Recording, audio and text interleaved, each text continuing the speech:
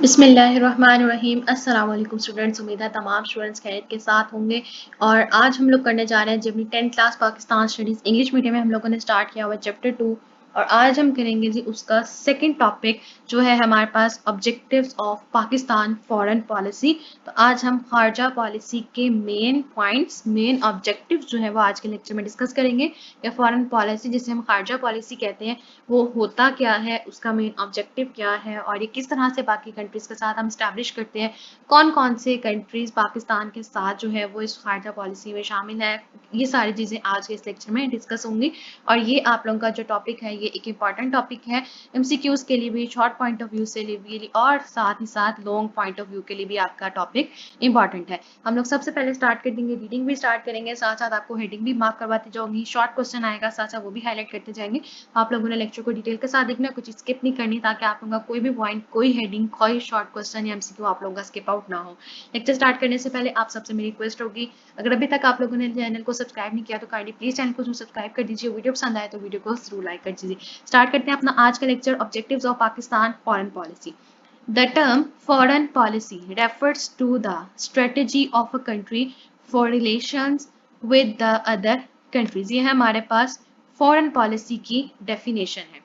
Every country establishes its relations with other countries to protect its national interest। ये आपके पास MCQ आ जाता है कि हम लोग क्यों फॉरेन पॉलिसी और या दूसरे कंट्रीज के साथ रिलेशन इस्टेब्लिश करते हैं ताकि कंट्री का दूसरी कंट्री के साथ रिलेशन अच्छा हो और उनके नेशनल इंटरेस्ट प्रोटेक्ट किए जा सके।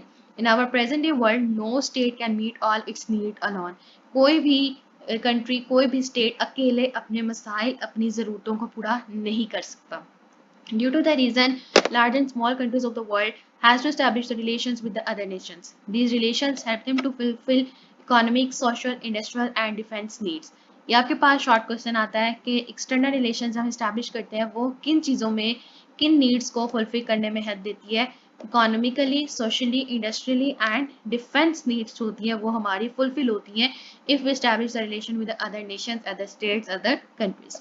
Each country determines its foreign policy priorities on the basis of its objectives and interests। These priorities and objectives determine the path and level of the relationship between the countries of Pakistan। और इस first paragraph में आप heading देंगे जी introduction. यहाँ पे आपने heading दे देनी है इंट्रोडक्शन की, जो कि आपके फर्स्ट पैराग्राफ पे आएगी। और लॉन्ग क्वेश्चन आपने जब लिखना है तो इन हेडिंग्स का साथ साथ यूज करना है। यहाँ पे ऊपर आपको एक फिगर दी हुई है जिसमें उसने पाकिस्तान का पॉलिटिकल मैप बनाया हुआ है और उसका रिलेशंस और तमाम चीज़ों को उसने रिलेट किया हुआ है। अरेबियन सी है हमारे पास, लेफ्ट पे हमारे पास ईरान है, उसके बाद यहाँ इंडिया, अफगानिस्तान है हमारे पास। बिल्कुल ऑपोजिट देखा जाए तो चाइना, साथ ही ताजिकिस्तान और इस तरह से कंट्रीज जो है वो ऑक्यूपाई हुए हुए हैं। नेक्स्ट आ जाते हैं सेकंड पैराग्राफ पे, Pakistan foreign policy like that of other state is in line with the priorities of national needs. The people of Pakistan want the protection of their sovereignty, national security, prosperity, protection of the Islamic values, protection of the cultural values and economic prosperity in the rapidly developing world through the use of their resources and the corporations of the United Nations। जिसे हम लोग UN पढ़ते हैं। तो पाकिस्तान को क्या चाहिए, पाकिस्तान के लोगों को क्या चाहिए? प्रॉस्पेरिटी, उनकी इस्लामिक वैल्यूज़ की प्रोडक्शन, उनकी इकोनॉमिक प्रॉस्पेरिटी जो आके उनको जो रैपिडली हमारे पास वर्ल्ड की डेवलपमेंट हो रही है उसमें जो है वो पार्ट मिल सके, उसके मुकाबले में खड़े हो सके और साथ ही साथ यूएन जो है वो पाकिस्तान के साथ कोऑपरेट करे। यहाँ पे आपने हेडिंग देनी है प्रायोरिटीज ऑफ नेशनल नीड्स। इस पैराग्राफ पे आप हेडिंग देंगे priorities of national needs, priorities of national need, जो कि मैंने आपके सामने स्क्रीन पे टाइप भी कर दी है, आप लोग अपनी नोटबुक्स में मार्क कर लेंगे। आगे आपके पास आ जाते हैं जी ऑब्जेक्टिव्स। तो यहाँ से अब आपके पास हेडिंग शुरू हो जाएगी main objectives of Pakistan foreign policy. यहाँ पे आपने हेडिंग देनी है main objectives of Pakistan foreign policy और नीचे हम वन बाय वन उसके तमाम ऑब्जेक्टिव्स को पढ़ेंगे। सबसे पहला ऑब्जेक्टिव है protection of ideology of Pakistan. Pakistan के नजरिए की हिफाजत की जाए और वो क्या है कि Pakistan is the only Islamic country in the world founded on the basics of the Islamic ideology.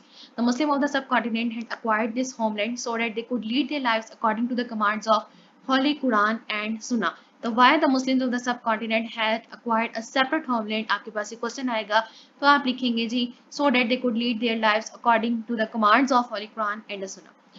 The protection of ideology of Pakistan is just as important as the protection of its geographical boundaries. The protection of Pakistan ideologies has been given a prominent place in the foreign policy. Through foreign policy, agreements are made to promote closer cooperation with the Muslim Brotherhood as well as economic, political, and cultural activities. Like domestic policy, the security of Pakistan is a paramount importance in the foreign policy. तो आपसे पूछा जा सकता है कि Paramount importance किस चीज को दी जाती है पाकिस्तान की फॉरेन पॉलिसी में? सिक्योरिटी ऑफ पाकिस्तान, पाकिस्तान की सिक्योरिटी। सेकंड ऑब्जेक्टिव है जी national security. The main purpose of Pakistan foreign policy is to protect the national security. ये हमारे पास MCQ आता है कि main purpose of the Pakistan foreign policy is to protect the national security. Therefore, it is in the national interest to protect the Pakistan sovereignty and geographical and ideological boundaries. Every step taken against national security should be stopped and Pakistan should be protected. The protection and the survival of national security requires unity and stability in the country as well as the close cooperation with the outside world. Since the establishment of Pakistan, Iran, China, Saudi Arabia, and other friendly countries give the full support to Pakistan on all the fronts. यहाँ से आपसे पूछा जा सकता है कि since the establishment of Pakistan, which countries gave the full support to Pakistan on all fronts? तो वो कौन है जी? ईरान, चाइना और सऊदी अरेबिया हर मुश्किल वक्त में, हर मुश्किल घड़ी में सबसे पहले आगे आके काम करते हैं। This was a result of the Pakistan's successful foreign policy. Now, for the protection of Pakistan borders, internal security, and protection of sovereignty, the establishment of border relations with the United Nations has a central place in the Pakistan foreign policy. ये है जी national security के पाकिस्तान की foreign policy में सबसे अहम purpose, सबसे अहम मुद्दा ये है कि पाकिस्तान की सिक्योरिटी को प्रोटेक्ट किया जाए।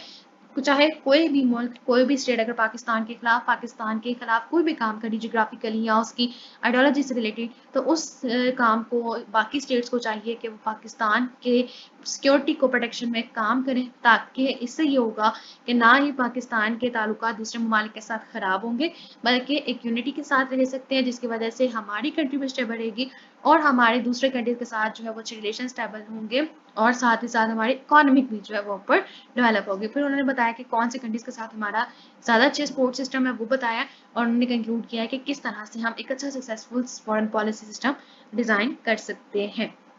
थर्ड ऑब्जेक्टिव है जी हमारे पास प्रमोशन ऑफ कल्चर और the culture development. Like other Nations the world Pakistan is love their culture, Pakistani culture is a reflection of Islamic values. ये हमारे पास बहुत इंपॉर्टेंट एमसीक्यू आता है कि Pakistani culture is a reflection of Islamic values. Values like tolerance, respect for humanity, bravery, honor, modesty, and respect for the privacy, daru, dhari, are special to our culture. Pakistan has persistently pursued a policy to establish friendly and brotherly relations with such countries to which Pakistan culture is not preserved but also promoted. तो ये relation establish करने से क्या होगा कि सिर्फ महफूज नहीं होगा बल्कि उसको फ़रोग़ भी मिलेगा। For this purpose, cultural relations with the brotherly Islamic countries are enhanced and cultural delegations are exchanged between the states. In the Western world, Pakistani clothing, embroidered kurtas, shalwars, sheets, and other items are especially popular. In this way, cultural relations between the states are strengthened. अगर हम लोग बाहर के ममालिक में अपनी चीज़ें जैसे सेल आउट कर सकते हैं, अपने ब्रांड्स को स्टैब्लिश कर सकते हैं, तो उससे क्या होगा कि एक तो हमारे ब्रांड्स भी पॉपुलर होंगे, साथ साथ हमारी इकोनॉमिकली भी हम लोग स्ट्रॉन्ग होंगे और हमारा कल्चर भी डेवलपमेंट होगा। अगर यहाँ पे कोई एक ड्रेस पहना चाहता है, उसको हम किसी वेस्टर्न कंट्री में जाके अगर हम वहाँ शॉप ओपन करके उसको सेल आउट करेंगे, तो वहाँ के लोग भी अट्रैक्ट कर सकते हैं हमारी चीज़ों पे, जिसकी वजह से हमारी इकोनॉमिक तो ग्रो होगी, लेकिन साथ ही साथ एक तो हमारा कल्चर भी प्रोटेक्ट होगा, प्रोटेक्शन के साथ साथ हमारा कल्चर प्रमोट भी होगा वेस्टर्न एरियाज में। फोर्थ पॉइंट है जी इकोनॉमिक ग्रोथ। किस तरह से इकोनॉमिक ग्रोथ की जा सकती है अगर हम बाकी कंट्रीज के साथ अपना रिलेशन अच्छा कर लें?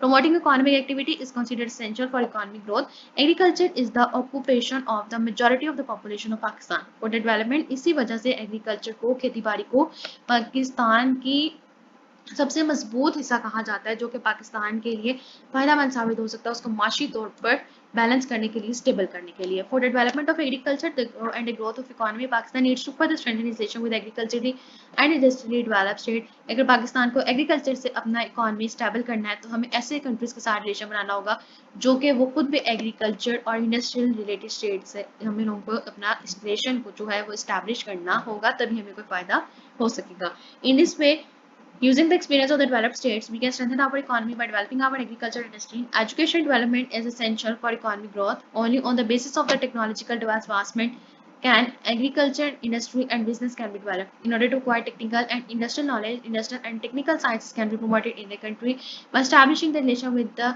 industrialized developed state. These goals can only be achieved through a successful foreign policy. और ये सब कुछ कब हो सकता है, कब मुमकिन है, अगर हमारे बाकी ममालिक के साथ अच्छे रिलेशंस होंगे तभी यह काम हो सकते हैं। अगर बाकी ममालिक के साथ रिलेशन अच्छा नहीं होगा तो ना पाकिस्तान इकोनॉमिकली ग्रोथ कर सकता है, ना इसका कल्चर प्रिजर्व रह सकता है, ना ही उसकी सिक्योरिटी से जो है वो बढ़ सकती है और उसका ना ही नजरिया सेफ रहेगा।